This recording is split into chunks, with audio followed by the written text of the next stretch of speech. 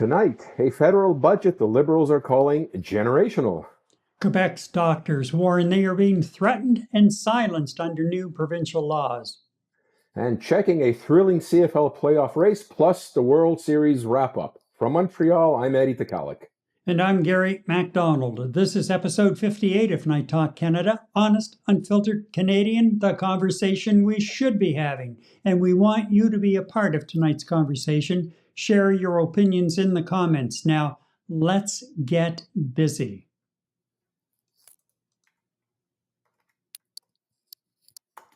The Carney Liberals have tabled their first budget. It is a plan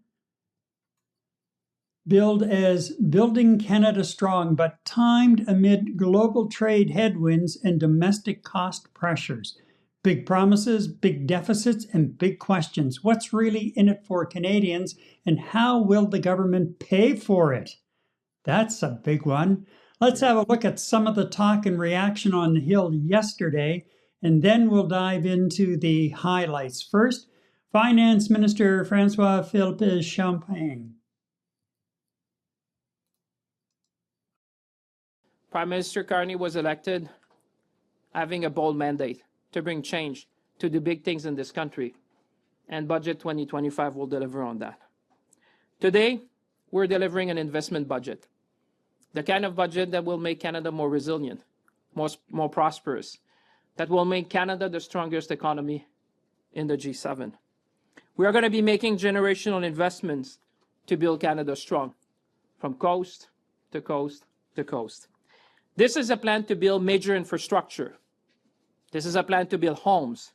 This is a plan to build industries that will grow our economy and create lasting prosperity. This is a plan that will protect our communities, our borders, our way of life here in Canada. This is a plan to empower Canadians like never before, with better careers, strong public services, and clearly a more affordable life. So our Buy Canadian strategy will make sure that, Canadian suppliers always, whenever possible, full stop. Our new productivity super deduction, I'm sure you've seen that in the budget by now, will make it easier for businesses to invest in new machinery and equipment and technologies.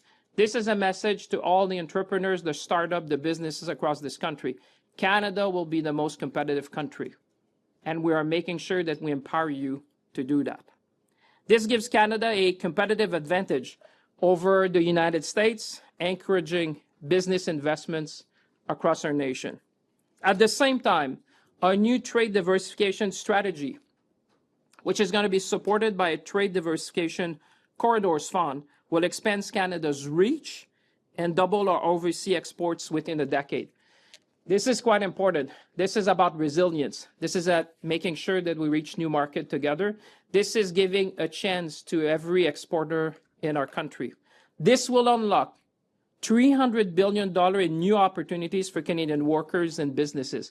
This is us giving us the means of our ambition, making sure we reach this market, making sure we export more, making sure that we bring the made in Canada products around the world.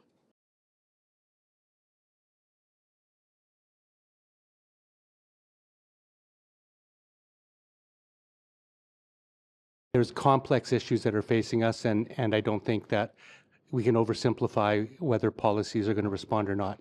So I'll tell you a few things that we like about the budget. There's $51 billion in infrastructure spending, and that's linked to unionized jobs or community benefit agreements, which requires that work to be done through wage prevailing rates. So that could create good family sustaining jobs, which has been a priority for the NDP.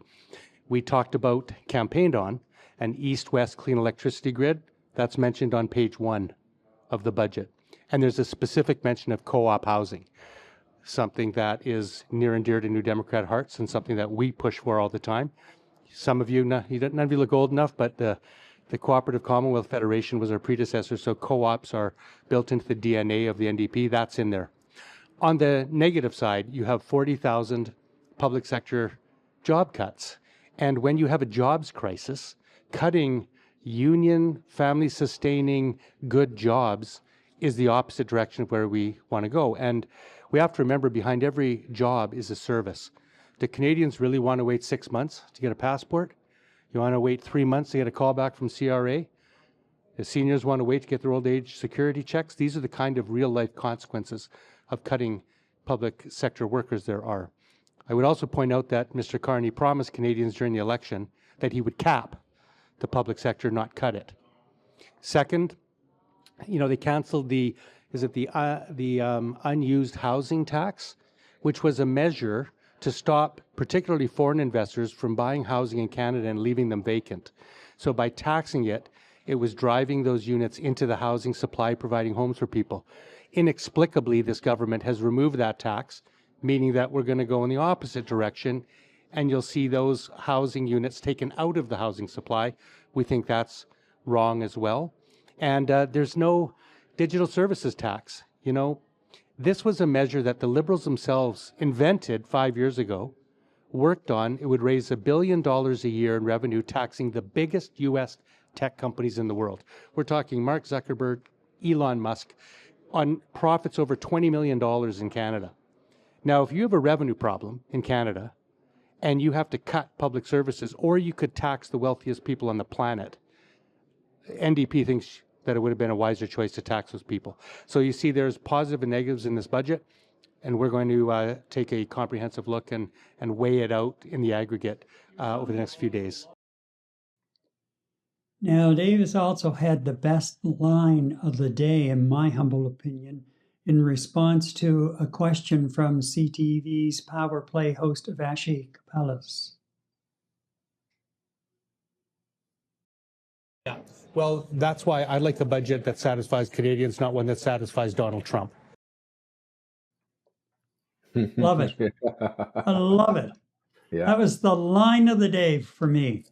Anyhow, moving along, and there was a little bit of humor in this one as well. Bloc Québécois leader Yves-François Blanchet says, it's a hard no for the support of the budget. I hardly see how, after having met with our caucus tonight, we could vote in favor of this budget. Those $78 billion of deficit, whatever tricks they want to invent. There's nothing of what we did ask in the budget. And I must tell you that what the Bloc Québécois asked in order to maybe support the budget about elders, about healthcare transfers, about what we did ask, but one thing that was not given to Quebecers and given to everybody else would have been good for all Canadians, not only Quebecers. Still, the answer is no. This is a red conservative budget, which Mr. Harper might have signed.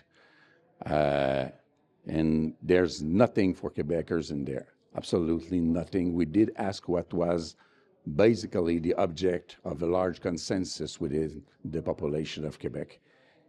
And the answer from a Quebecer, Mr. Champagne, is a blunt no. The Liberals are trying to approach anyone from your party to cross the floor? I'd be quite surprised. We are about as close to Liberals as Quebec is from New Zealand. It's the other side of the world. Wow, He always comes up with a line. Yeah, that's a heavy statement. Is it ever? I couldn't help but notice as well the two people standing behind him, especially the guy. He started cracking up as soon as the reporter finished that question. Yeah. Anyway, so go ahead. Yeah, no, I can understand all the minister's frustrations as outlined in the three clips that you just played, but there was two that hit home. That last statement by Blanchet, where he's saying, the Bloc Québécois and the Liberals are as far apart as Canada and New Zealand. You know what? I get his message, but I think that was a little harsh, to tell you the truth. That was a little much. And I'm sure there had been conversations across the floor in order to get support from the Bloc Québécois that, of course, Lejeun's never going to admit to. And the second one was, sure. and the second one that was really interesting was exactly your favorite, when there was reference drawn that this is being done for to appease Donald Trump. And this is exactly what you said. I don't know how many episodes in a row that you were upset by that.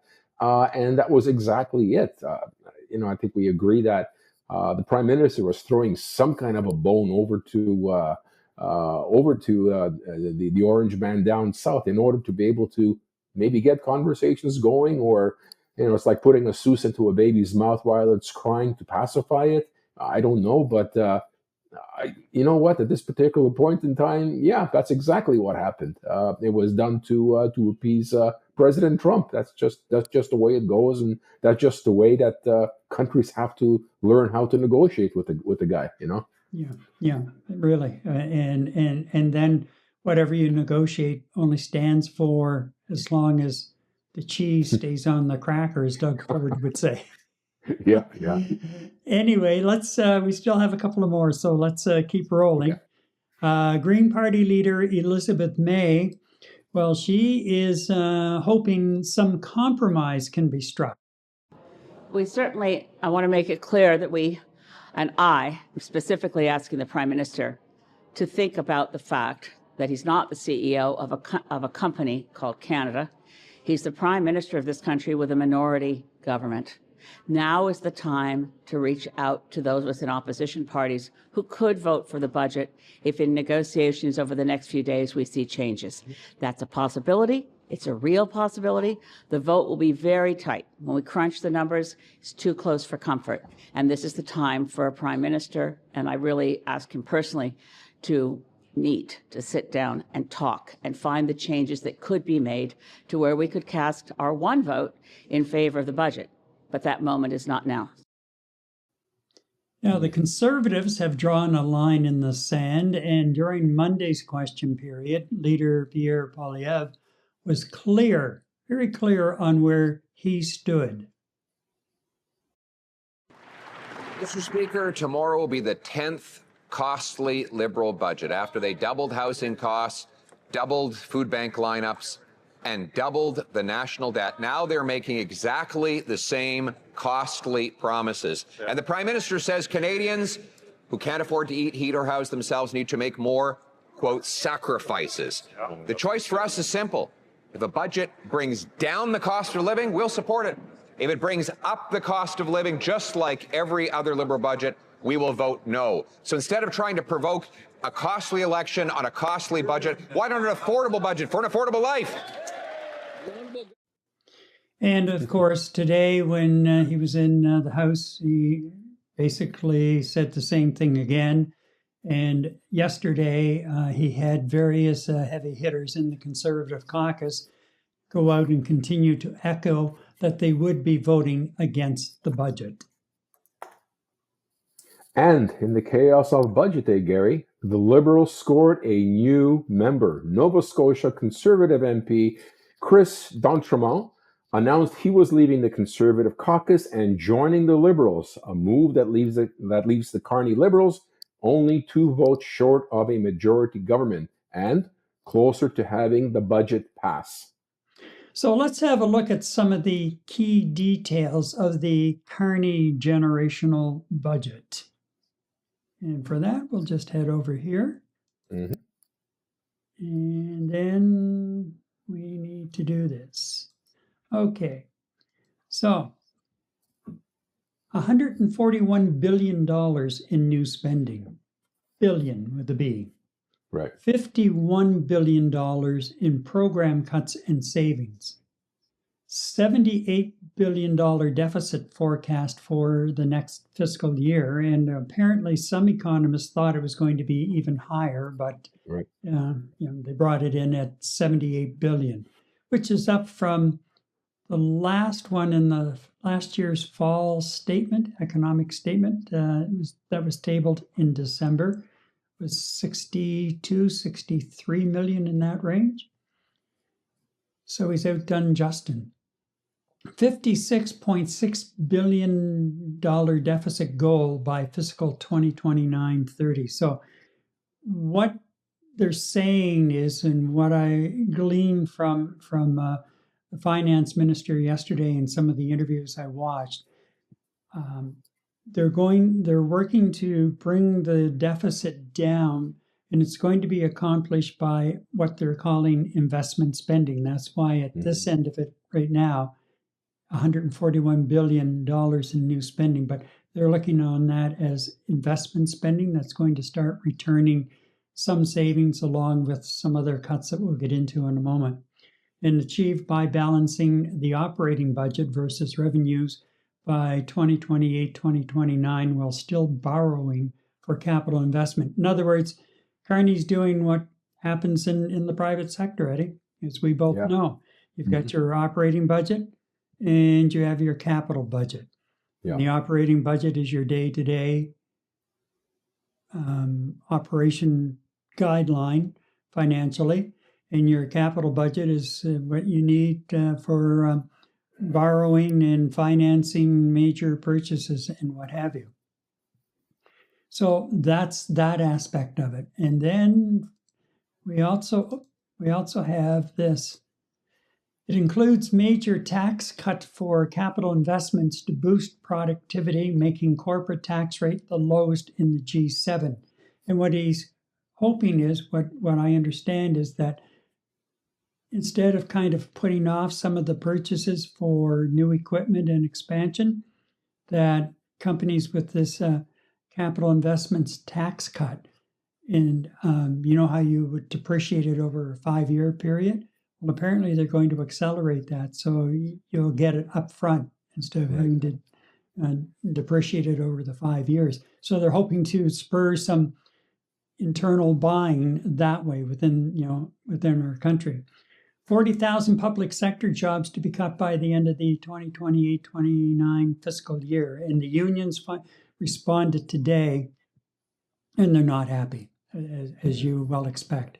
And what they're saying is, one union leader I watched said, we tried this a number of years ago, and every time you try it, you fall farther behind as far as providing service to the people who need it. And that essentially that's what they're saying. They're saying we had a hard time providing services during the pandemic. Well, they hired more people. And they still a lot more people. Yeah, and they still couldn't get a passport to you inside of a week, 10 days. So I understand, but I'm not buying into it. And the way I understood it, and I could be wrong, and if somebody knows differently, please, by all means, tell me, let me know. I was under the impression that the largest percentage of people hired during the pandemic were hired on a temporary basis, period.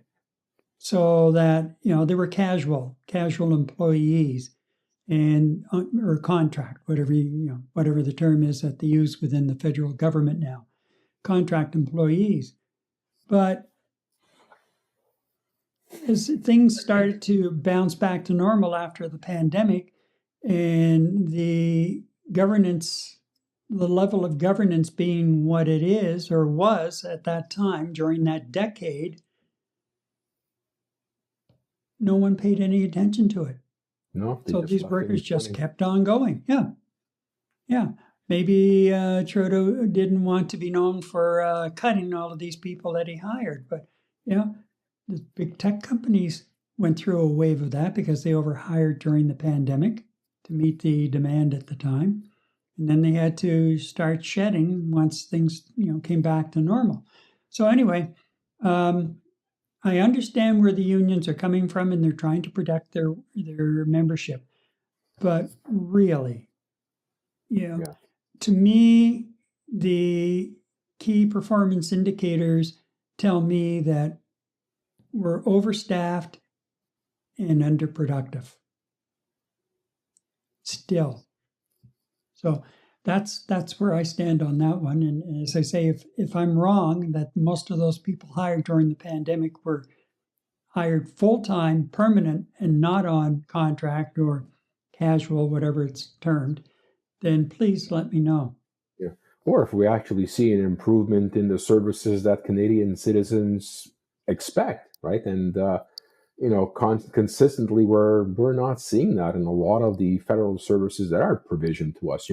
We had a show on the Revenue Canada, the call center. I mean, Yep. when you're waiting for hours, an hour, 50 minutes to an hour and more time than that to actually get a human being on the call. Well, where are those extra people we hired for all of this, right? We talked about this a few shows ago. You mentioned passport offices, 10 days. If you're lucky, 10 days maybe. You might see something in 3 weeks, which is more of a reality.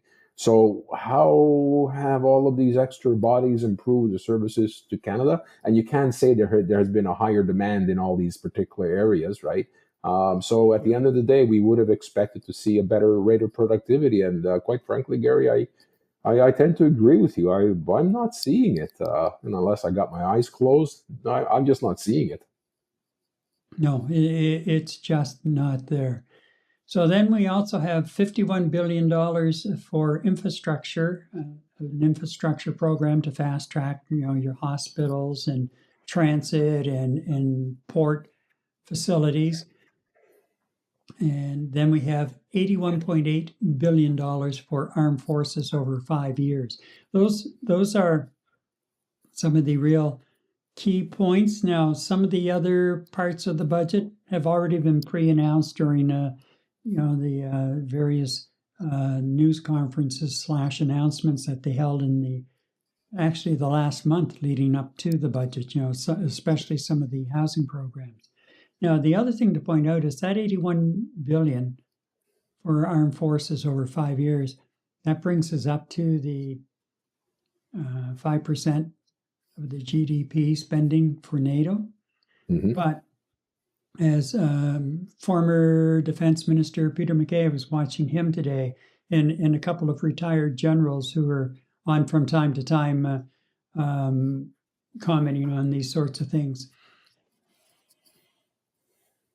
You're not going to get 5 new submarines, put the order in today, and get them next month. Mm-hmm. You're not even going to get them next year because there's a process to go through, the finalization of the design for your requirement. And then in the case of the submarines, they're not even going to be built here. They're going to be built offshore. And a number of years ago, we had a shipyard on the East Coast that had the frigate program and built a facility that was designed to, at that time, also, they were talking about replacing the subs for the Navy at that point. And that's 20-some years ago. Mm-hmm. Anyhow, they built a facility that would allow them to build the subs indoors and then launch them. And then, as with the ships themselves, if they needed upgrades or refits, they could just bring them and kind of like on a conveyor belt, bring them inside and work on them inside, and and not be held up by weather or anything else. That's gone now because shipbuilding dried up.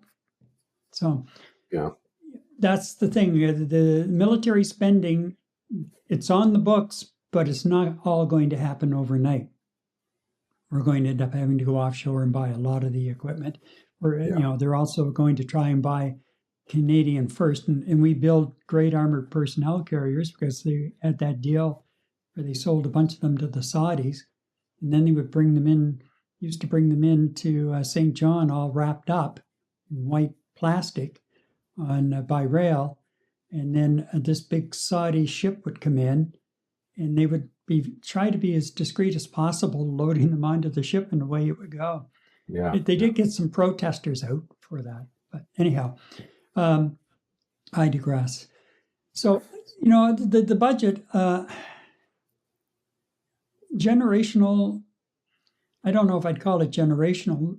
What I'm seeing is Carney's stamp all over it, and the stamp of a banker / business person.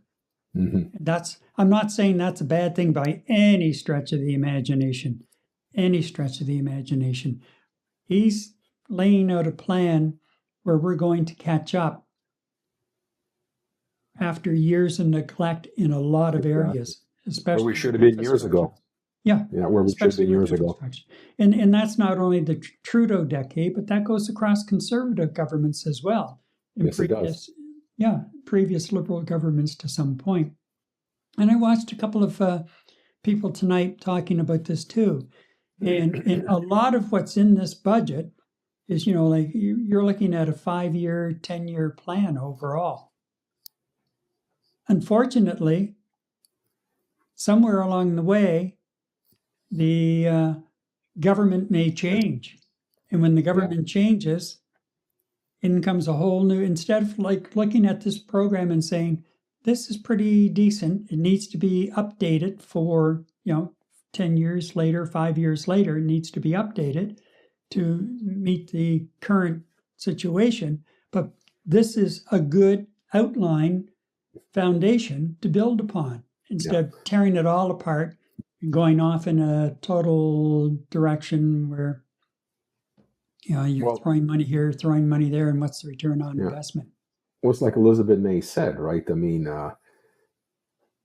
this is, you shouldn't be thinking of Canada as a CEO, like Carney being the CEO of a country, but you're the prime minister of the country. And I think that's a pretty good, a really nice statement. I like what she was trying to get at. But by the same token, Gary, as well as I do, part of corporate strategy, any kind of long-term corporate strategy and goal, it requires very, very strong, consistent leadership to drive that message and drive the entire organization towards those goals if they are indeed long-term. So it's a lot of discipline and a lot of staying on track on the program. And that's fine when you're CEO of a corporation or running a company, with a 5-year plan or a 7-year plan, and then you adjust in the middle as things change around the world from an economy perspective, right? Not so easy to do when you're looking at running a country. I mean, typically speaking, what works against you is, number one, trying to do something long term with a minority government, as Carney is trying to do. And Trudeau tried to do over the last 2 terms, which didn't work out very well in terms of moving the country ahead by leaps and bounds. And then you have the situation where you just said, if the government does change in the middle of a long-term plan and objective, and we're constantly putting new plans into place by replacing old plans, well, you know what happens? Nothing like the last 8 years under the Liberal government. Nothing. So you know what? Minority governments great. You know what? You have the opposition leaders keeping you in check and making sure you're doing what you should be doing to represent the whole country. Got nothing wrong. There's nothing wrong with that. However, there is the issue about governments changing hands every few years, right? Which is a potential risk for us just here in 2025. Aside from apart from running a majority government, at least you have some sort of traction and cohesion for at least 4 years to push some of these budget mandates and projects through. So it's a give and take. So I'm just worried about this being I think a decent long-term plan coming from an economist and banker, which is not a bad thing by any means. But by the same token, under a minority banner, all of this can be thrown out into the garbage and let's start again. So we wasted an entire year, which is what I said a couple of episodes ago. It'd be great if today, with the uncertainty driven in the world economically by the United States, so all of it's being the uncertainty driven through the administration in the U.S., for all parties. We talked about the provincial premiers, part of Team Canada with Carney leading the charge. We had said it'd be really nice if all parties of Canada that are represented in the House of Commons to be part of that Team Canada effort to get us through this level of uncertainty until hopefully things change in the world, and primarily in the United States. So yeah, I don't know, Gary. I'm really not looking forward to having an election. Then, by the same token, maybe an election wouldn't be a bad thing, which will allow whatever government takes control of the of Parliament to have a 4-year majority mandate, so we can get some of these plans through. And Gary, I don't know about you, but I've got this really loud voice on my shoulders saying, "Get ready for an election at the end of the year." That's what I'm hearing right now. And you know what? That might be exactly what Mr. Carney is looking for. You never know. It sounds like a great budget, but by the same token, I think he's also preparing himself to possibly go into election. And based on what the polling is saying, it may not be a bad idea for him. So who knows? Who knows? Well, but the polling now, the Liberals, the color on the bloom has faded a bit since the election for the Liberals in general. And so the libs and the cons are neck and neck once again. However, the big difference is Carney, as the preferred prime minister, still has about a 20-point lead over Poilievre. That's what I'm referring to. Yeah. So, Carney's popularity, is that enough to deliver a majority government this time? All he has to do really is find 2 more disgruntled Tories, or a disgruntled Tory and 1 disgruntled Dipper, and bring them over, and he's got his majority without having to go to the polls. And everybody goes away happy in the long run. Right. Because the New Democrats don't want or need another election, and especially before Christmas. Turnout will be low. Will probably be, it'll be one of those winters or Decembers where you get a number of winter storms, which will cut back on turnout. And then after having a federal election at the end of April, and there have been some provincial elections, and then a number of provinces have had municipal elections. There's election fatigue. And at Christmas time, do you remember a few years ago, there was an election campaign, and Harper was involved, the Conservatives. Anyway, it was right around Christmas time, and they paused it, the campaign, for 2 weeks over Christmas into the new year. And was that on a confidence motion at the time? I can't remember now. I'd have to go back and look it up.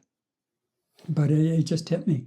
But who wants to even think about an election during the holiday season? Yeah, exactly.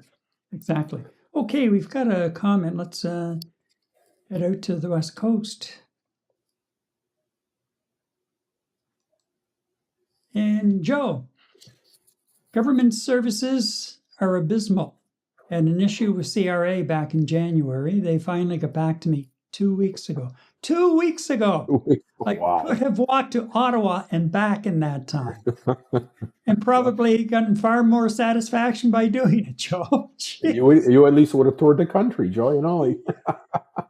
Wow. That you're talking about 10 months later. Wow.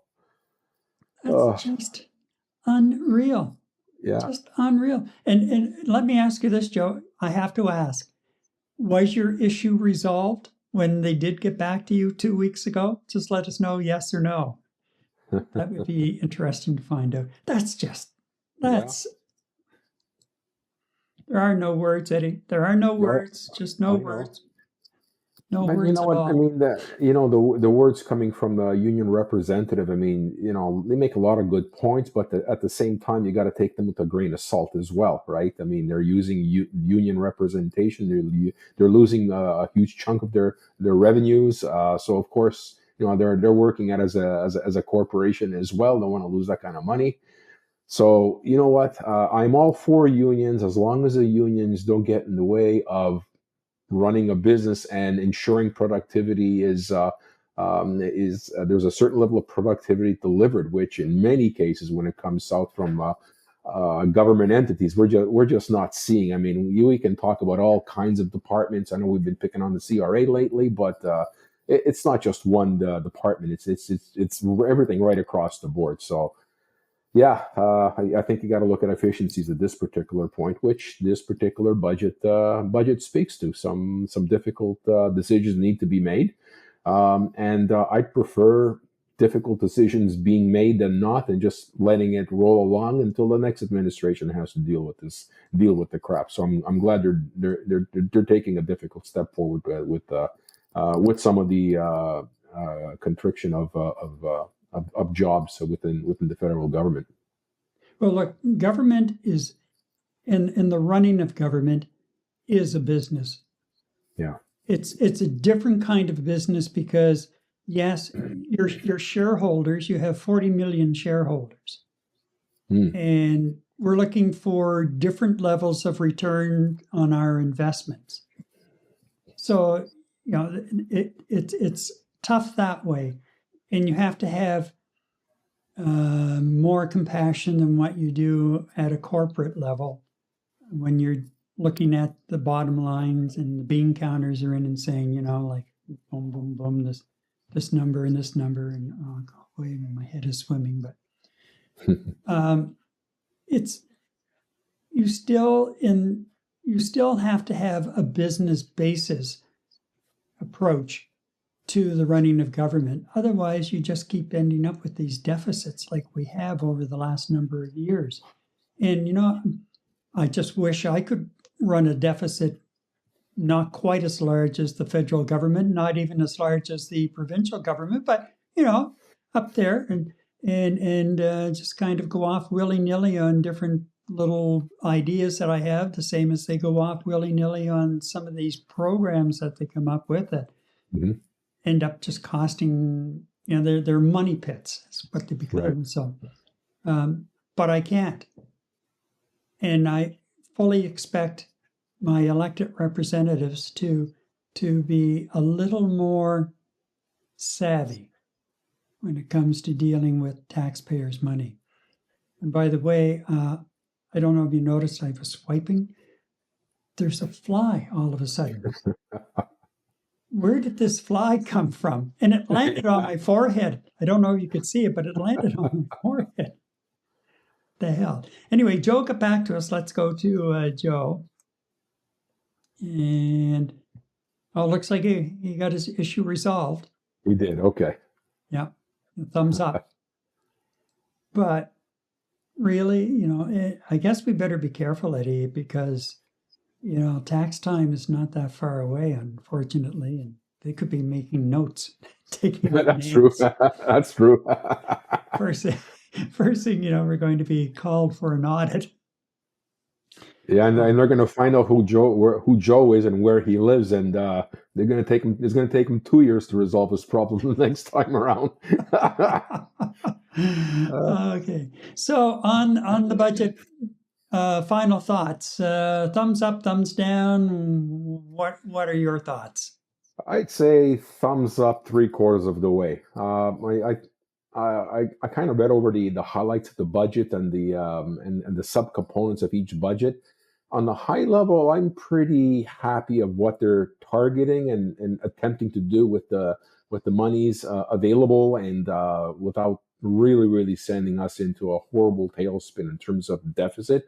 I'm pretty happy with it. I think the components associated with strengthening our sovereignty through the military, dealing with Trump's tariffs and whatnot, I'm pretty satisfied with that being a prime target for this particular administration under Carney, and putting some significant focus on that.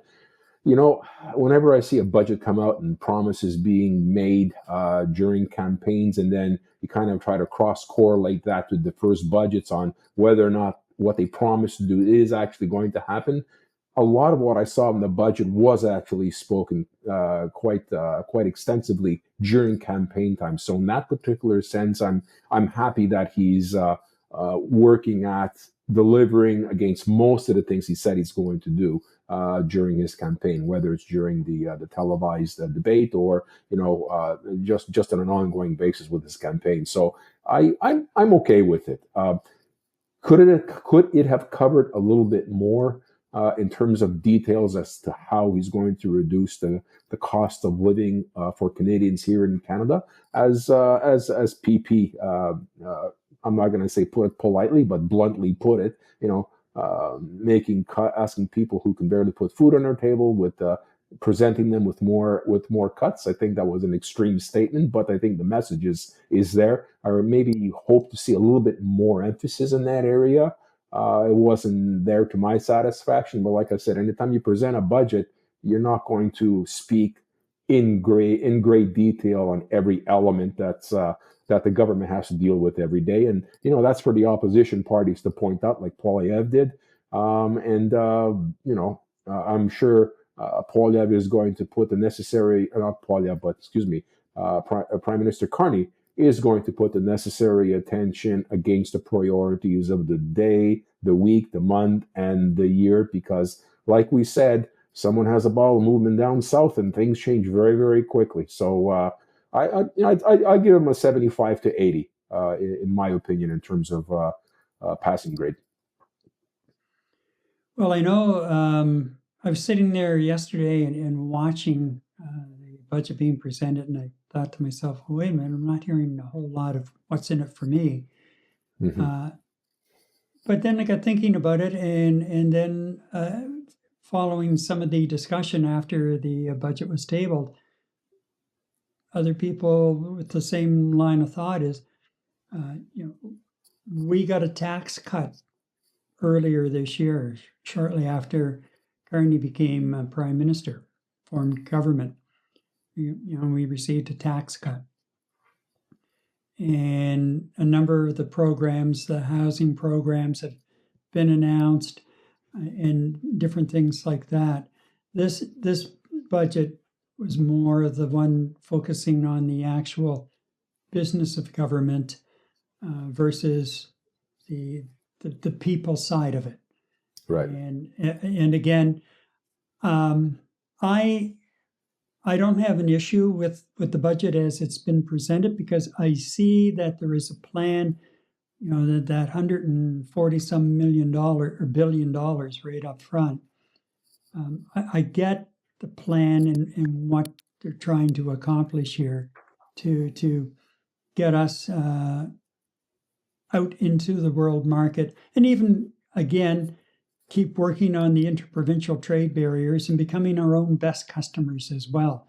So I have to give leeway. It's not like last December in the chaos when Freeland resigned and just kind of dropped the fall economic statement off in the House and left. And it was, at $62 billion. And what do we really have to show for it at that point in time?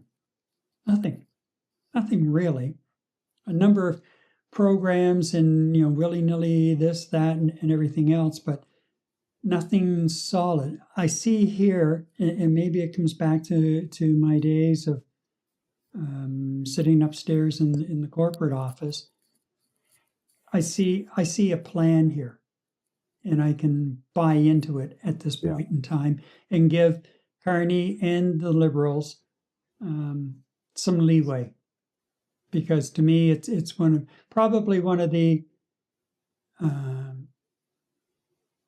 best budgets that is a plan delivered since some of Harper's budgets, and going back to the days of Jean Chrétien and Paul Martin as finance minister, and some of those budgets when they tackled the deficit of the day. So I'll full marks this trip around. But that, it's interesting too, though. It's like, this budget was presented during the Trudeau Jr. era, exactly as you see it here. I personally would look at this and say, there's no way Trudeau's going to deliver on this. I think a lot of it has to do with having confidence in the Prime Minister in being able to, A, table the budget, and B, actually carry it through fruition as best as he could. If I saw this during the Trudeau era, in my mind, I'd say, you know what, Freeland, you did a great job producing a budget, but this is not going to happen. And that comes down to our confidence in the leaders, Gary. And I know you're going back a ways to Chrétien, you're going back a ways to Harper. I mean, when these guys presented a budget, you go, oh, okay, I've got a pretty good level of confidence that they're going to carry through on a lot of these things, right? So a lot of it has to do with Carney's character and his the leadership style, which goes to the poll that you said he's got about a 20% lead over Pierre Poilievre right now. So I think you and at least myself, I won't speak to you. I have confidence in his budget because of Carney. Mm-hmm. Yeah. Yeah, I know what you're saying, and I don't disagree with you at all. Yeah. Manel is asking, is there an update on the interprovincial trade? Nothing significant in the last little while. They're through the summer into early fall. There were a few memorandums of understanding that were signed between different provinces, and there have been some moves in that direction. Especially with the three prairie provinces. But beyond that, there's been a small agreement here, something between Nova Scotia and Newfoundland and Labrador, New Brunswick and Nova Scotia, I think, and Ontario. So there are some things, but not a lot happening unless there's a hell of a lot of meetings and talking going on behind closed doors. There seems to be different focuses now because the initial tide is over, and that's what happens. It's the TikTok mentality of short attention spans. Yeah. It was great at the point when Trump was really hammering us, but now he's too busy yakking about other things. Even though we're still getting hammered by tariffs, and we've given up a lot and got nothing in return, and that part of it still kind of burns me as far as the way Carney handled it. I get to a degree where he was coming from, but I still think we should have had something in exchange for it, and we never did get it. They quietly removed most of the retaliatory tariffs, and we lost a few $1 billion of extra cash revenue coming in when they quietly removed them, trying to appease the guy. I'm still more on the Ford side of things. You take it to a point, and then you really do have to come in with the baseball bat to the back of the bully's kneecaps and take care of business. And we didn't do that.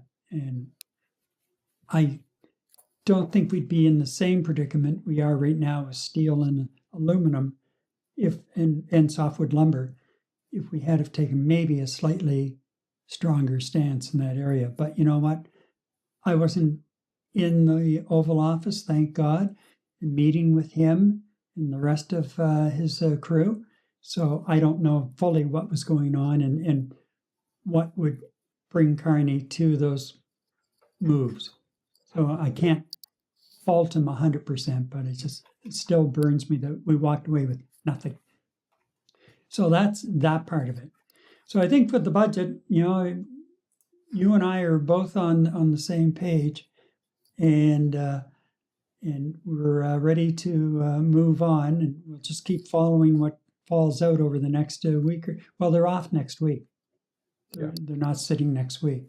So they'll be back the following week, and we'll get closer to a vote on the budget, and we'll see where it goes from there. And certainly we'll be all over that for sure. Okay, so coming up, we have a prescription for trouble. But first, I want to remind you, Night Talk Canada has expanded our presence on social media. And in addition to YouTube and YouTube Shorts, as well as Facebook and Facebook Reels, we are now on Instagram and TikTok. Just look for Night Talk Canada, all one word. Leave a like and a comment on your favorite platform, and we thank you for your support. Yes, and Gary, moving on, the Quebec government says it's about accountability and patient access. Doctors say it's about control and silence under the threat of fines. Tonight, we examine Bill 2 and what it means for the future of medicine in Quebec and Canada. Let's have a look at the bills playing a key role in this growing dispute. All right, so let's dive into the doctor side of it. And we'll get rid of this. And we'll bring this up. There we go. Yep. Okay, so there are three bills that play into this whole dispute. One is Bill 83. And Bill 83 is an act to foster the practice of medicine in the public health and social services network. There's a lot to this. So what it does really is basically it governs new physicians in this province. It requires newly licensed doctors practice within the public system for a minimum of 5 years before becoming eligible to practice privately, like in the private clinics. Right. So they have to put 5 years in. Now, again, newly licensed doctors here in Quebec. It also imposes that physicians wishing to leave the public system must first obtain authorization from Santé Quebec. That's the government health entity. And it enables the Minister of Health to require medical students or residents to commit via a binding undertaking with a penalty clause to practice in Quebec after training or becoming licensed. So they're really, really putting clamps on them. The hammer is really being dropped. Yeah. It also includes substantial penalties for non-compliance. Now, are you ready for this? Fines can range from $20,000 to $100,000 per day, Eddie, per day, or per act or incident. Double for repeat offenses. The stated objective: strengthen the public health network by curbing physicians migrating to private practice or leaving Quebec's public system. And some critical commentary on it, some analysts say it risks worsening physician recruitment, retention, by making the environment less attractive. Do you think? Yeah, exactly. Really? I could have come up with that assumption, after reading the first paragraph of this bill. I understand we have a problem. I really understand we have a problem because I don't have a family doctor. My wife doesn't have a family doctor. And, we've been here, it'll be 5 years in May. 5 years, yeah. Yeah. Do I have any false hopes of having a family doctor sometime in the next 2 to 3, 4 years? Absolutely not. Well, not with this type of threat that newcomers to this province, either from the outside of Quebec or from people within thinking about pursuing a career in medicine, facing this, it is not attracting. I don't think it's going to attract anyone. As a matter of fact, I think it's going to, there's going to be less attraction of anybody wanting to becoming a physician here in this province, at least. That's pretty draconian. I mean, when I saw this, like, wow. Yeah, it's just, my question is, if the provincial government gets away with this, what's next? Or who is next? True. Do they not realize how hard it is to recruit doctors? And we're competing against 9 other provinces and territories as well. And then you have, I would imagine now that the U.S. is not as attractive looking as it once was for doctors, given the current state of affairs in the country. But we're competing with other countries around the world. Exactly. Don't forget Europe. I mean, Europe is dying to have doctors over there in practices. As a matter of fact, my wife and I were in an Uber not too long ago, A fellow from the Ukraine was our chauffeur, was driving the Uber. Mhm. From the Ukraine. He is a dental surgeon. He practiced in France and in Belgium for 13 years, fully licensed, fully educated, a doctor, a dentist. They won't accept him here. So, in order to eke out a living, here he is driving an Uber. His wife is also a doctor, and here in Quebec, they won't allow them to practice. Now, I know you have the Physicians Association and the Dental Association of Canada that has some impact, or the Dental Association of Quebec in terms of the numbers. But here you have two professionals wanting to conduct business, wanting to provide services in the province of Quebec. His French was absolutely real French, eloquent, well versed French from France. And it's not a language issue. I'm sure it's not a capability issue. It's just the way things are done in this province, where we turn people away that we actually need and could use to serve the public, and people that are willing to serve the public here. Yet the red tape and whatnot prevents that from happening. Whether it's anybody in the medical profession, I don't care if it's in psychology. I don't care if it's in as a surgeon, as a family doctor, as a dental surgeon, whatever the case is. We should be welcoming these people with open arms to actually be productive members of our society here, and serving the public. Yet you get this, Gary, and you kind of shake your head and say, what on God's green earth are you trying to accomplish here? I really don't know. Is this a last ditch Legault effort to try to get some brownie points? I don't think this is the right way of going about it. I just don't get it. It's Well, just atrocious. just after this hit the fan, what do I see going across a news ticker on TV? But Ford's extending a handshake to Quebec doctors, and he set up a toll-free line, 1-800-CALL-DOUG or call Doug Yeah. Ford or whatever. Yeah. And I know I was talking to someone in New Brunswick yesterday, and they have had a number of Quebec doctors inquiring about registering in the province of New Brunswick to set up practice. Yeah. So it's and I know some of the French language media here in Quebec and here in Montreal specifically have been in contact with New Brunswick, and I think Ontario as well, in doing an update on it. So it's just wow. So that was one bill.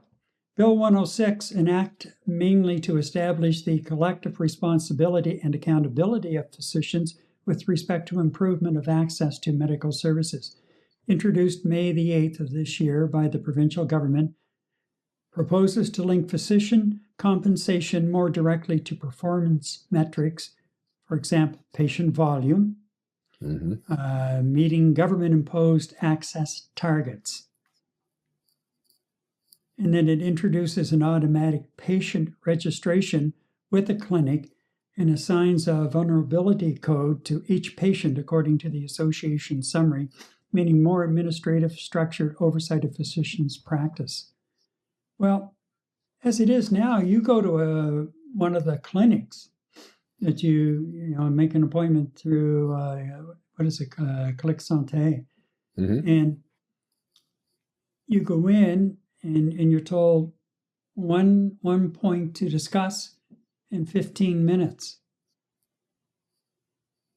How is that doctor, if they're meeting you for the first time, or even the second or third time, how are they going to get to know you and what's happening in your world that could have an impact on your health if you only have like 15 minutes basically, and then get out?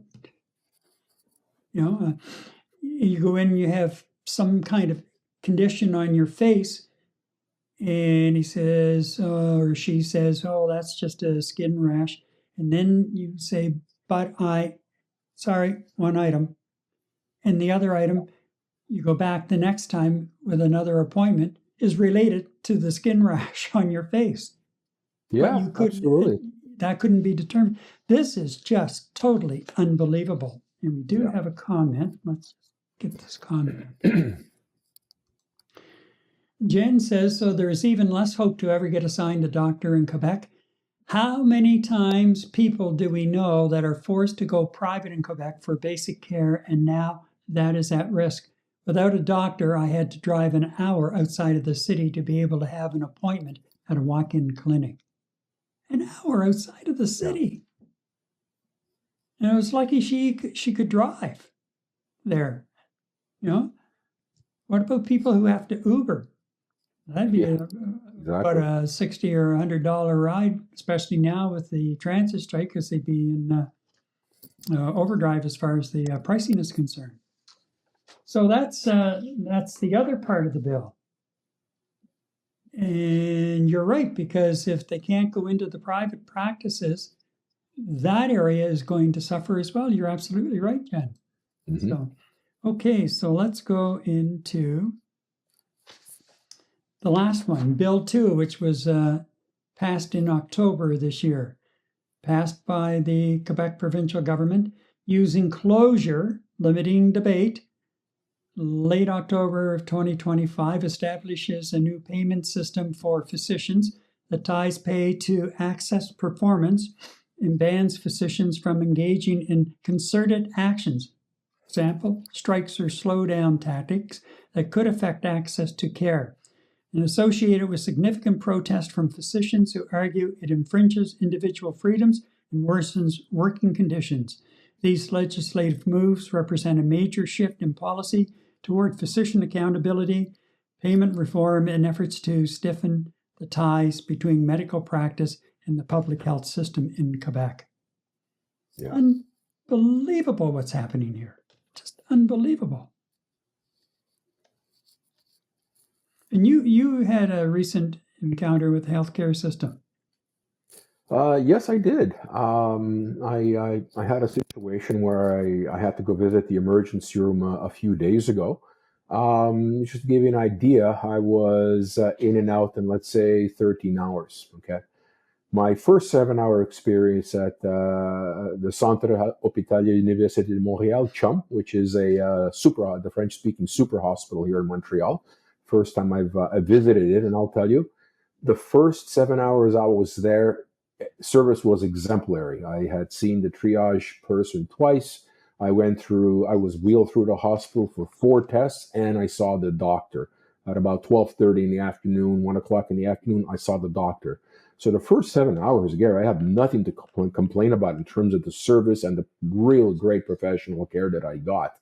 It was the other 6 to 7 hours that were a problem. At about hour 8, I had asked for some more Tylenol to deal with some pain management. And the triage nurse told me that, yeah, all your tests are in. I literally waited for 6 hours for a doctor to be able to take my tests, read the results, and then give me a plan of action as to what's going to happen once I leave the emergency room. So in essence, the way I measure this is there weren't enough doctors back there in the emergency room. And get this, the wonderful doctor I saw at 1 o'clock in the afternoon was the same doctor I saw at 2 a.m. the following day, and she was still going strong. So you kind of look at this and you say, A, this is not human. B, how focused are you when you're already there 14 to 16 hours working, and you're going to have to do this again the next day? So I don't fault the professionals working in the hospitals. I don't fault the doctors.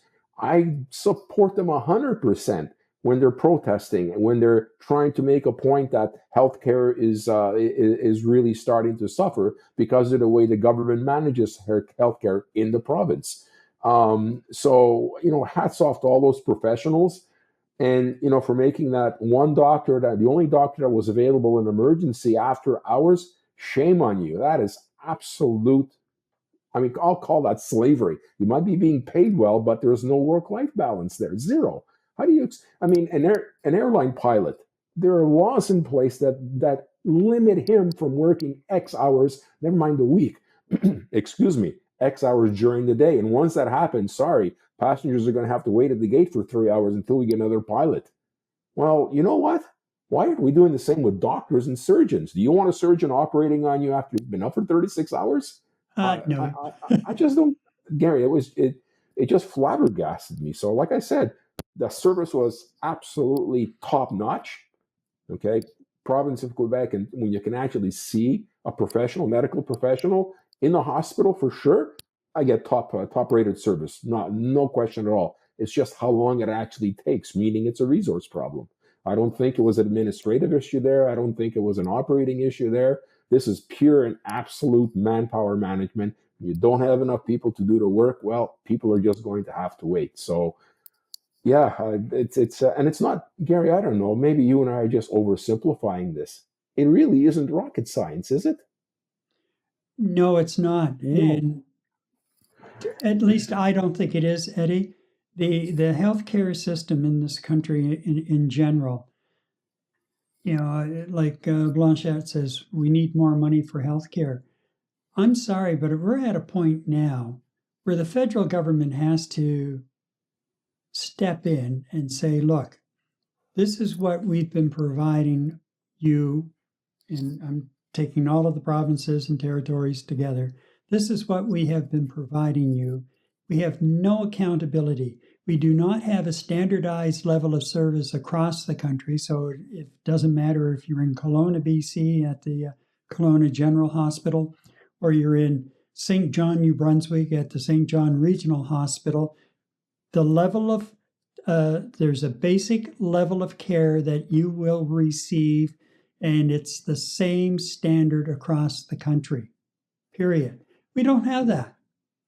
And we don't even have Medicare systems, like the Medicare system in New Brunswick pays a certain limit for services to other systems across the country, but it does not necessarily meet the payment that system would charge. It may be like 2/3 of so there's no standardization even in charges amongst themselves across the country. And at one point I heard, and that's before we moved to Quebec, or just after we moved to Quebec, where there were a lot of doctors, if you were outside of Quebec and you went to the doctor, they wanted you to pay because they didn't want to go through the hassle of putting it through Medicare through to Quebec healthcare, because it took forever to get paid. If they got paid at all, and then usually the amount was far less than what they're used to billing in their own province. Now, I don't know if that has changed. Hopefully it has. But again, it's like here in Quebec, we're putting a wall up around us and saying, "Go away. We don't want outsiders coming in." Mm-hmm. Right. Really,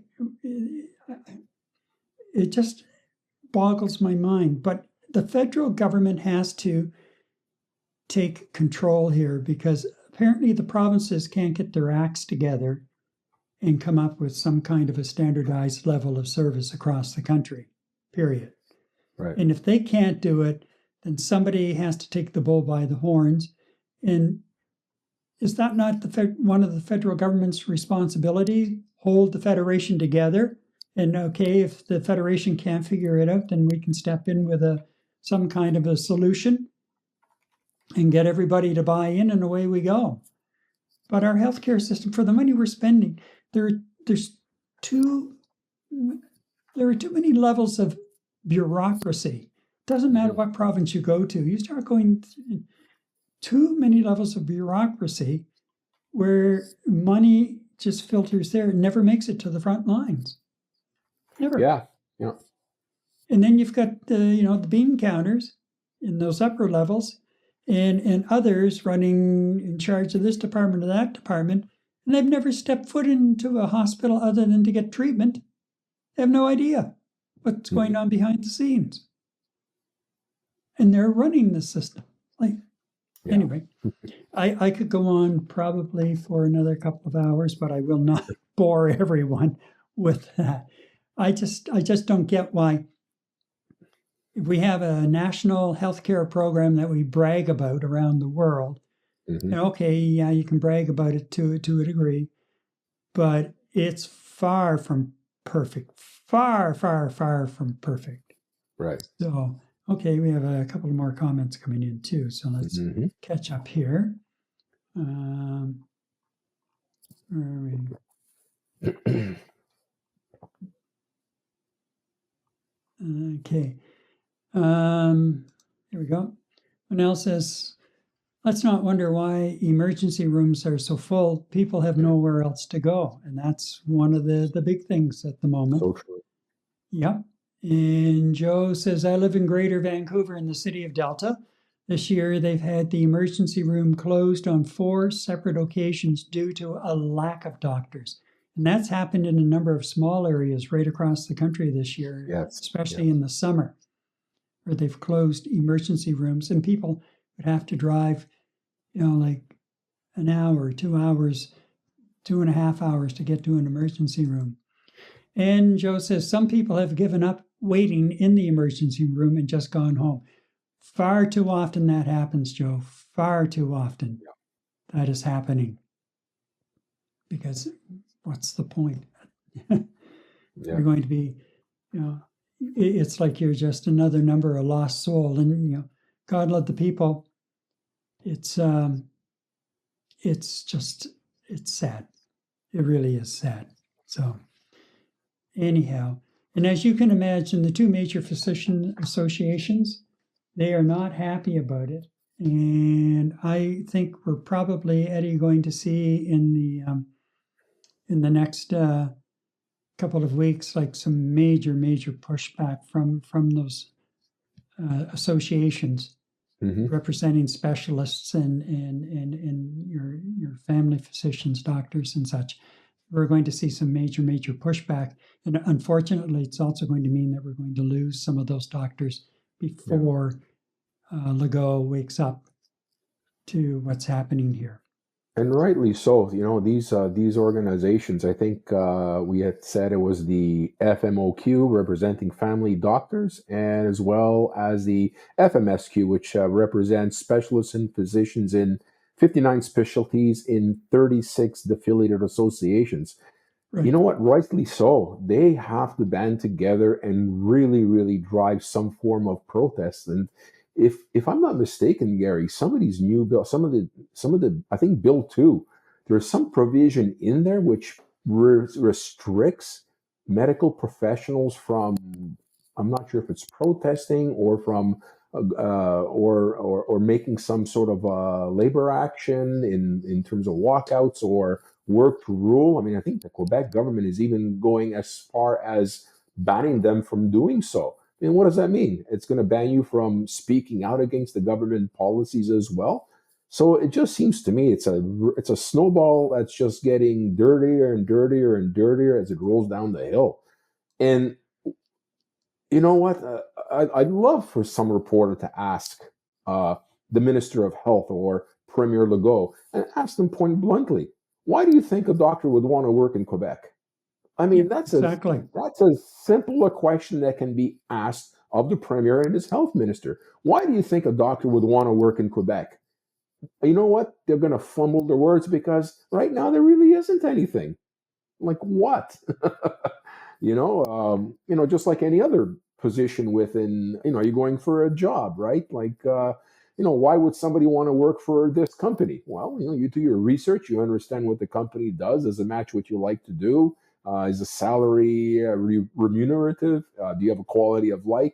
What's in it for me? Well, a doctor has asked himself that question too, especially after years and years and years of toiling in learning and going to school, going to university, practicing as a resident, putting in your 90 hours a week, and then to be faced with what?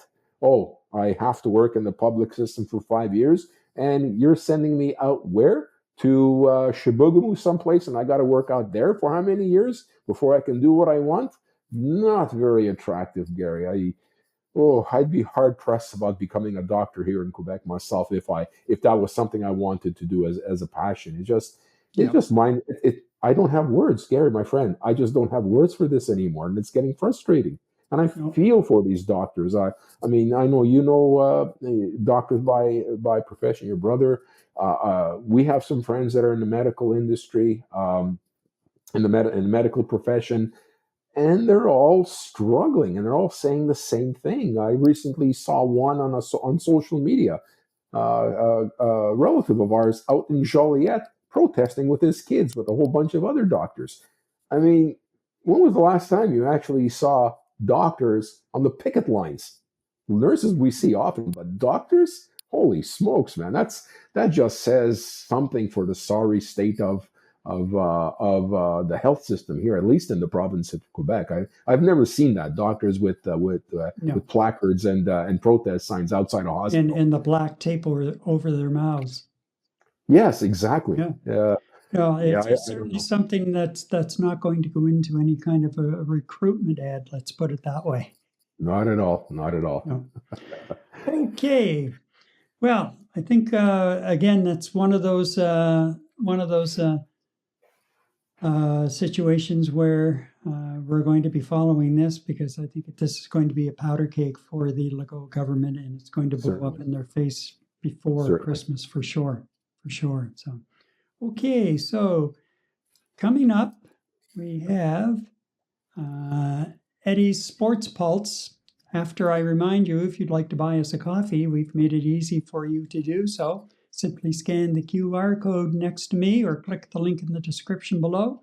We do appreciate your support. And Eddie, Yeah. your moment to shine is coming up, because from the diamond to the gridiron, Eddie is here with the Pulse of Canadian Sports, a World Series classic, and the CFL playoff race tightening up. Take it away, Eddie. Gary, I mentioned last week what a wonderful time to follow sports, and what a wonderful time for Canada this year in the sports world. I mean, Gary, what can bring a nation together so quickly and so easily? There is nothing like sports on the national stage for Canadians. This has been one of these banner years. Look, the year started off with with a bang in terms of U.S. rhetoric of making Canada the 51st state. It made the NHL's Nations Cup that much more important for Canada. And that was one of the first binding moments where you had Canadians of all walks of life huddling around the television sets, huddling around their laptops and their apps to watch the hockey tournament, especially the final game between Canada and the United States, which Canada beat the USA 3-2 in overtime during that final. I mean, that just brought the country together within a couple of weeks, where we were all rowing in the same direction, which is really, really something to see if you take into consideration all the political elements and the discussions of separation and whatever else. It just brings everyone together. It doesn't matter what your political beliefs are. So that was the first experience we had this year, right? And then we went on to the Stanley Cup Finals. I'm not sure there was a cohesive, let's get on board with the team representing a Canadian city, being the Edmonton Oilers, in the Stanley Cup Final, but there was definitely a following online. And this particular situation back in June, end of May, beginning of June, the Edmonton Oilers lost Game 7 to the Florida Panthers in the Stanley Cup Final 2-1. Very, very close game. Brought the country together. And then we did a little piece on a show about 6 weeks ago, Gary, where, you know what, out of the blue, an entire country started supporting a sport that we rarely see on television, and that was the Women's World Cup Rugby, where the Canadian, when the Canadian women made it to the finals, unprecedented making it to the finals, and they lost to the English team, the English Roses. England is a powerhouse when it comes to rugby. And they lost 33-13. It was a respectable game. I watched the whole thing. And the entire country bonded around the women. I mean, what a remarkable accomplishment. And much so that it actually, England is now ranked number 1 in the world in women's rugby, and Canada is now ranked number 2 in the world. And the Americans are ranked number 10. So it just gives you an idea of the progression of the power of women's sports in general in this country, which we talked about to great length last time around. But it's just so great to see. And, going online, going through social media to see Canadians rally behind women's rugby of all sports. So it kind of goes to show you that when there is some form of representation of Canadian athleticism or Canadian sports, it always seems to bring Canadians together very easily and very quickly. And last but not least, Gary, look, we've talked about baseball before. It's really not my preferred sport. I'll call it a pastime more than a sport, which I've equated to watching paint dry. But I'll tell you what, Gary, I, along with many, many, many Canadians who really don't follow baseball, I started following the Toronto Blue Jays.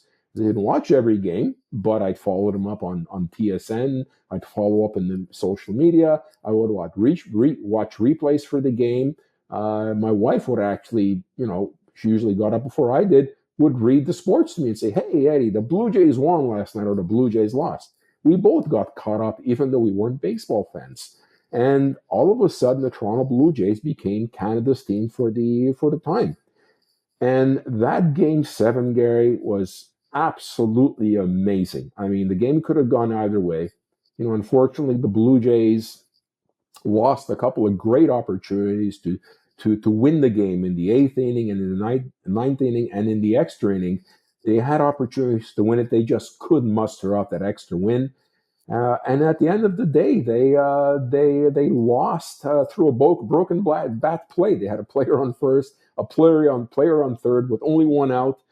Inside pitch, the batter swung, cracked his bat, rolled to the second baseman, off to the first baseman. Double play, World Series over. I think Canadians in general like an underdog, regardless if it was the Toronto Blue Jays. The Toronto Blue Jays were underdogs moving into the series, Gary, every step of the way. They were underdogs in the first series against the Yankees. They beat them three games to 1. They were underdogs in the American League Championships. They beat the Seattle Mariners in 7 games, 4-3, and they were underdogs in this series with Los Angeles as well. And you know what? You kind of look at the underdogs, and you look at here the Los Angeles Dodgers with a $500 million seasonal payroll, versus something that's only like 20% of that for the Toronto Blue Jays. Yet these young men managed to take these guys to 7 innings. What a wonderful run for Canada. Canada's very proud of the Toronto Blue Jays. I've heard nothing but accolades from sports stations right across the country, and comments from sports fans across the country as well, and how proud we were by the accomplishments of this wonderful baseball team. So hats off to the Toronto Blue Jays, Gary. I don't know if you had a chance to watch Game 7, but that was an absolute nail biter. No, I actually missed it. And I'm sorry I did, because you're right, it was a nail biter. I did see some of the crowd outside. There was some guy live streaming on YouTube and walking all around the Rogers Center and everything, and the crowd that was outside and hollering, and the support that was there, it was almost magical to see it. It certainly was, yeah. And this is the beauty of sports. It brings people together. It doesn't matter what your beliefs are. At the end of the day, there's no religion, there's no politics, there's nothing. It's just watching and jumping behind a team, especially if it's a national team, or it becomes a national team by de facto because it's the only professional Canadian team left in a final. We as Canadians just seem to bond together and support that particular team. And you know what? As a Canadian, I'm very proud that we do that. I'm not sure how other nations are behind this. I know soccer, football, soccer is a passion for most countries, and they typically rally behind their teams. But if you want to look at a multitude of sports in North America, we're always bonding behind them. And we'll think about the Toronto Raptors. See, a few seasons ago when they won the NBA championships. Right. Again, I'm not a basketball fan, but I rallied behind them because they are a Canadian team. It's just beautiful and wonderful watching Canadians bond behind a Canadian team representing either professional or a world championship. And speaking of our world championships, Gary, the next thing we all have to look forward to is I'll get on to the Grey Cup in a second, but in terms of international competition, the Winter Olympics are coming up this winter, Gary, where the top people in the world in terms of Winter Olympic sports are going to be participating, and Team Canada, the NHL, is actually going to be participating in this Winter Olympics in Italy, first time in 12 years. So there's another wonderful event that I know Canadians are going to get behind, the Canadian women's hockey team and the Canadian men's hockey team. So it's a lot of good international sports coming up, and which leads me to the next big one, which is the Canadian the Canadian Grey Cup. And again, I'm going to emphasize it's the oldest and the oldest professional sport in North America, where we've got a team trophy that's being awarded, and that's the Grey Cup. And last weekend on Saturday, what a weekend of CFL football, Gary. I mean, the conference finals, the East Final and West Final, they both went down to the wire. In the Eastern Final, the Montreal Alouettes were hosting the Winnipeg Blue Bombers, and in the early fourth quarter, there were only 2 points separating the teams, Gary. And at the end, the my Montreal Alouettes, actually prevailed, and they won the game 42 to 33. Congratulations, Montreal Alouettes. They are going to the Eastern Final, and that's happening next week on Saturday, where the Hamilton Tiger Cats, the divisional champions, will be hosting the Montreal Alouettes for the right to go into the Grey Cup the following week. So go Als, go. And in the Western Final, you want to talk about games going down to the last wire? The BC Lions hosted the Calgary Stampeders, Gary. The game was tied 30-30 with 33 seconds left to go in the game. Wow. Right? British and Calgary Stampeders tied that. They made it 30-30 with 33 seconds left to go in the game with the field goal. British Columbia took possession of the ball, drove it, and they kicked the game-winning field goal with no time left on the clock. So British Columbia advances to the Western Final with a 33-30 win over the Calgary Stampeders. And Gary, a lot of people ask me, Eddie, why do you prefer the CFL game over the NFL game? Number one, every game is exciting. Number two, there is a lot more football to be watched than watching NFL football for a variety of clock reasons. And I'll give you an example. Most of the time when I've watched NFL games or even NFL championship games in terms of divisional playoffs, usually by 3 minutes left on the clock, whoever's leading the game is going to win. In the CFL, you just don't know until the last play. So, exciting football this weekend. I can assure anyone who is listening to me, if you decide to watch the conference final this coming Saturday, you will be entertained. So, just once again, we have the divisional finals. Montreal with a 10-8 record, in Hamilton, who had an 11-7 record. Winner goes to the Grey Cup the following week in Winnipeg. And out in Saskatchewan, at a 12-6 record, they'll be hosting the British Columbia Lions, who have an 11-7 record. And of course, these British Columbia Lions are one of our most favored viewers of Night Talk Canada. Joe out in British Columbia, I know that's your team, so I'm going to say go British Columbia. So we have that stage set for this weekend on Saturday. They play at Eastern Time, 3 p.m. and 6:30 p.m. And that will lead us to the Grey Cup the following week on the 16th of November, 112 Grey Cup in Winnipeg, Gary. And look who popped up while you were talking about that. Here we go. Joe. Maybe BC. Joe. Yeah, maybe BC versus Montreal in the Grey Cup. Go, Lions, go. That sounds like a bet for a case of Moosehead. What do you say, Joe? There you go. Yeah. I saw some discussion just the other day. I was just scrolling through some things on Facebook, and I saw a discussion again about the CFL and some of the changes that they're making.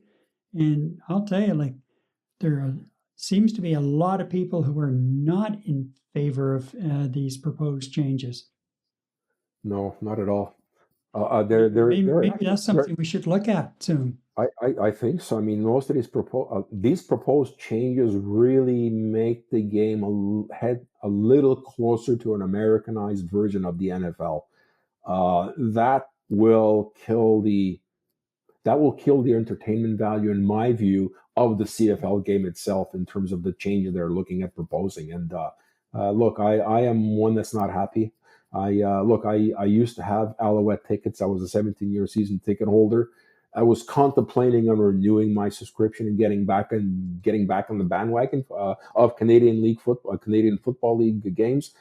You know what? With these changes, I don't think I'm going to do it.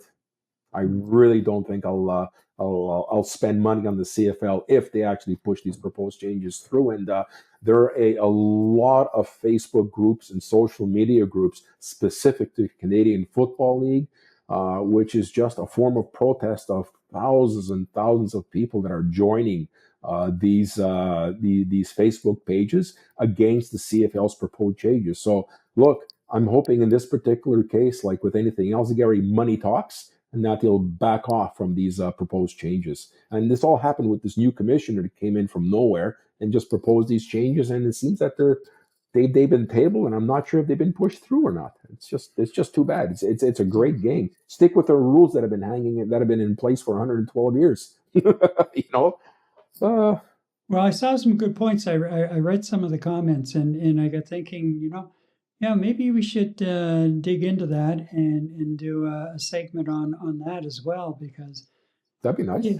Idea. There seems to be a very solid core of people against it, and they say the same thing you're saying, is it's just going to ruin the game, and so yeah, you know, let's have a chat about that and see what we can pull together. Okay. In the meantime, just before we go, a couple of comments that either I missed or they just were slow coming in, and it just popped up all of a sudden. First of all, let's go back to the board here. And Joe earlier had said, I had a buddy that was sick in hospital in New Westminster at the Royal Columbian Hospital. They were so full that they had to have his bed outside the Tim Hortons kiosk in the hospital. That's just... Oh. How does that even happen? Wow. And then Monel says, so much for all the promises Legault made of fixing the broken system. Yeah, he fixed it all right. All right, he fixed it into more broken. Yeah. And there's one other little parting shot here. Jen, a little bit earlier, said, obviously,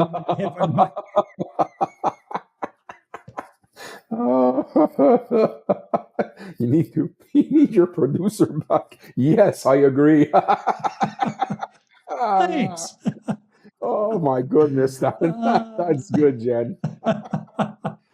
So there you have it. I have thick skin. Take your best shots. And with that, we'll close off episode 58. We will continue tracking the fallout from Quebec's doctor legislation and the political drama surrounding the Carney government's budget, and all the stories shaping Canada's week ahead. And remember, if you are watching one of the replays, leave a comment and let us know what you are thinking. We want to promote that honest and unfiltered conversation, and comments plus likes help expand the audience for our stream and channel on YouTube and Facebook. I'm Eddie Tkalik. Good night. And I'm Gary MacDonald. Night Talk Canada returns in 7 days with honest, unfiltered Canadian conversation we should be having. Good night.